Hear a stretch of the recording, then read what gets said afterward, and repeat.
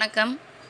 இன்னைக்கு தினம் தினம் திருக்குறள் பகுதியில் புகழ்பட வாழாதார் தன்னோவார் தம்மை இகழ்வாரை நோவது எவன் என்கின்ற திருக்குறளை தான் நாம் இன்றைக்கி பார்க்க போகிறோம்.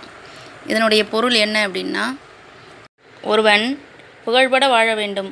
அவ்வாறு இல்லை என்றால் அதற்கு காரணம் என்ன, தான் என்ன செய்யவில்லை, என்ன செய்ய வேண்டும் என்று சிந்திக்க வேண்டும்.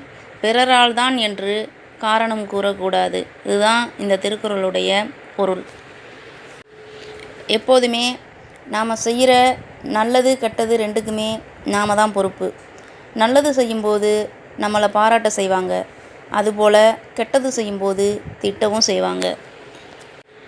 நல்லது செய்து புகழ் பெறும்படியாக நாம் வாழணும், அதுதான் வாழ்க்கை. ஒருவேளை நாம் பேர் சொல்லும்படி புகழ் பெற வாழலை அப்படின்னா அதற்கு காரணம் நம்மளாக தான் இருப்போம் அப்படிங்கிறத நாம் உணரணும். தான் செய்த தவறை திருத்தினாதான் நாம் முன்னுக்கு வர முடியும்.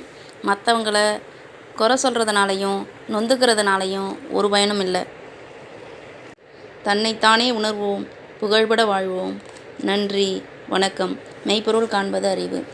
என்னுடைய இது போன்ற வீடியோக்களை தொடர்ந்து நீங்கள் பார்க்குறதுக்கு என்னுடைய அன்னங்காரம்பேட்டை ரோஜா என்கின்ற இந்த யூடியூப் சேனலை சப்ஸ்கிரைப் பண்ணுங்கள், லைக் பண்ணுங்கள், ஷேர் பண்ணுங்கள், கமெண்ட் பண்ணுங்கள். நன்றி, வணக்கம்.